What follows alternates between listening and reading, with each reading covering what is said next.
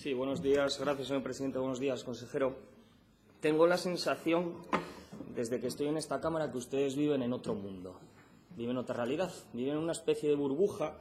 La llamé burbuja burocrática en su día y lo mantengo, porque ustedes no se enteran de lo que pasa en Asturias. La verdad es que me voy a ocupar y preocupar de que todos los amigos que tengo fuera vean lo que usted dijo hoy. Me voy a preocupar y ocupar de que todos los amigos que tengo fuera, porque aquí no tienen oportunidades, vean lo que usted dijo hoy. Va a ser mi preocupación y ocupación en las próximas semanas. Y que sus familias también lo vean, porque manda narices. Señor consejero, manda narices. Usted vive en otra realidad. Ustedes, su gobierno y su partido, viven en otra realidad. Viven en una burbuja en la que no se enteran de absolutamente nada de lo que pasa.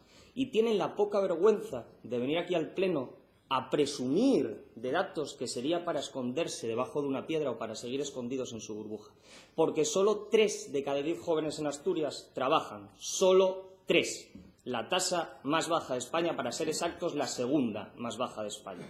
Porque nuestra tasa de ocupación hace que 1 de cada 2 jóvenes en Asturias, solo la mitad, trabaja o busca trabajo. Y luego tienen la poca vergüenza de venir aquí a presumir y a decir que nuestra tasa de desempleo está por debajo de la media nacional. Hombre, estaría bueno cuando la gente no está en la tasa de ocupación ni trabaja y busca trabajo, ya sería impresionante que estuviéramos por encima de la media nacional. Poca vergüenza. Poca vergüenza cuando 2 de cada 10 jóvenes, solo 2 de cada 10 jóvenes en Asturias viven fuera del hogar familiar. Solo 2 de cada 10. ¿Y sabe por qué? ¿Sabe por qué? Porque Asturias tiene la mayor sobrecualificación y temporalidad de España. La mayor. Por eso se tienen que quedar en casa o se tienen que ir fuera. Por eso no encuentran trabajo de calidad. Porque en Asturias tenemos que ganar un 70% más para poder comprar una vivienda. Un 70% más, el peor dato de España. Y ustedes vienen aquí a presumir.